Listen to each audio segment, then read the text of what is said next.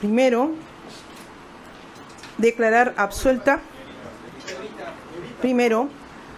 por unanimidad, declarar absuelta a Rocío del Carmen Calderón Binatea como presunta autora del delito de lavado de activos agravado en agravio del Estado, disponiéndose la anulación de antecedentes penales, judiciales y administrativos por el delito imputado.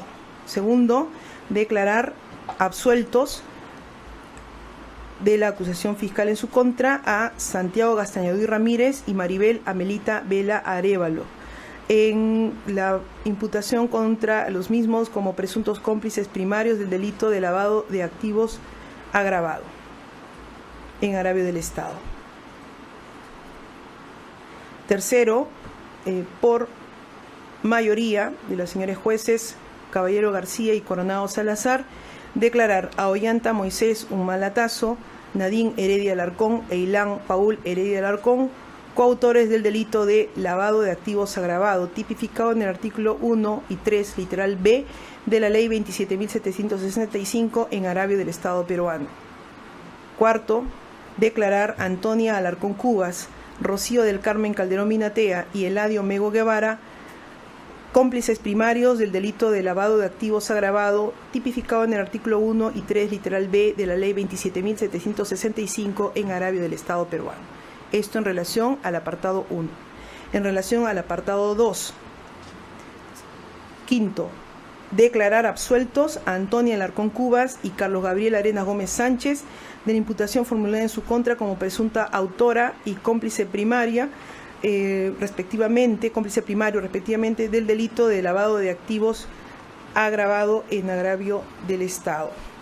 Sexto, declarar a Ollanta Moisés Humalatazo, Nadine Heredia Alarcón, Ilan Paul Heredia Alarcón y Mario Julio Torres Aliaga, coautores del delito de lavado de activos agravado en agravio del Estado peruano. Delito tipificado en el artículo 1 y 3, literal B, de la Ley 27.765. En relación a los hechos comprendidos en el apartado 3, séptimo, declarar absueltos a Nadine Heredia Alarcón y Rocío del Carmen Calderón Binatea en la imputación en su contra como coautoras del delito de lavado de activos agravado en agravio del Estado, correspondiendo a la anulación de antecedentes respecto a este delito. Octavo, en relación a las penas, vamos a decir el global, por favor. Por mayoría de las señoras jueces Caballero García y Coronado Salazar, imponer las siguientes penas. Al señor Ollanta Moisés Humalatazo, la pena de 15 años de pena privativa de libertad efectiva, la misma que debe ser ejecutada de manera provisional de conformidad al artículo 402.2 del Código Procesal Penal. Condena en la que deberá considerarse para su cómputo el periodo de tiempo que fue privado de su libertad ocurrida desde el 14 de abril de 2017 hasta el 30 de enero del 2018, 8 meses y 16 días, debiendo ser cumplida en establecimiento penitenciario que el INPE designe, debiendo, asimismo, teniendo en cuenta su presentación a la audiencia el día de la fecha, debe retomarse el cómputo de privación respectiva, el cual vencerá el 28 de julio de 2039, disponiéndose la inmediata ejecución del mandato judicial por parte de la Policía Judicial. Asimismo, a la pena de 730 días multa, que a razón de la suma de 130 soles por día multa equivale al monto de 94.900 soles que deberá abonar a favor del Tesoro Público en el plazo legal establecido del artículo 44. A Nadine Heredia Alarcón, ya casi por unanimidad, la pena conjunta de 15 años de pena privativa de libertad, la misma que debe ser ejecutada de manera provisional de conformidad al artículo 402.2 del Código Procesal Penal, condena en la que deberá considerarse para su cómputo el periodo de tiempo que fue privada de su libertad, ocurrida desde el 14 de abril de 2017 hasta el 30 de enero del 2018, 8 meses y 16 días, debiendo ser cumplida en establecimiento penitenciario que el INPE designe, disponiéndose la emisión de órdenes de captura en su contra a fin que sea ubicada y puesta a disposición del juzgado para el cumplimiento de la condena impuesta. y la pena de 730 días multa, que a razón de la suma de 7 soles con 74 céntimos por día multa equivale al monto de 5.418 soles, que deberá abonar a favor del Tesoro Público en el plazo legal establecido en el artículo 44 del Código Penal. A Ilan Paul Heredia Alarcón, la pena de... Un segundo, por favor.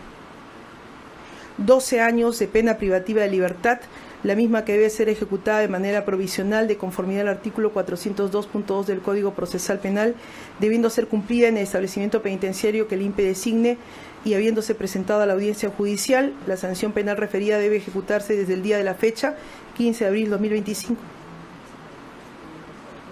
No venía. Ya. En este caso, entonces, corregimos, disponiéndose la emisión de las órdenes de captura en su contra a fin que sea ubicado y puesto a disposición del juzgado para el cumplimiento de la condena. Y 730 días multa, que a razón de la suma de 7 soles con 75 céntimos por día multa, equivale a 5.657 soles con 50 céntimos que deberá abonar a favor del Tesoro Público.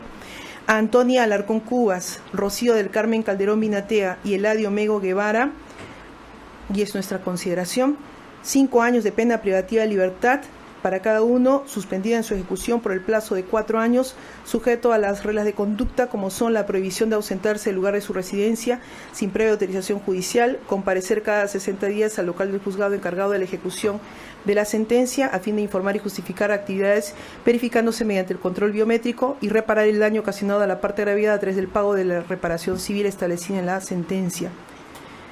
Lo anterior con el apercibimiento en caso de incumplimiento de las reglas de conducta se proceda conforme al artículo 59 del Código Penal y 365 días multa para cada uno, que a razón de 7 soles con 75 soles por día multa, respectivamente equivale al monto de 2.828 soles con 75 céntimos que deberá abonarse a favor del Tesoro Público.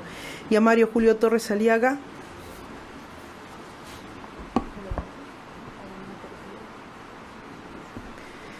la pena de 8 años de privación de libertad, que deberá ser cumplida en un establecimiento penitenciario que el INPE designe.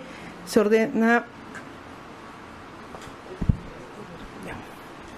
que de la misma manera que en los casos anteriores debe efectivizarse el cómputo a partir de la fecha, con la precisión en todo caso el día de la sentencia de la fecha de vencimiento de la misma.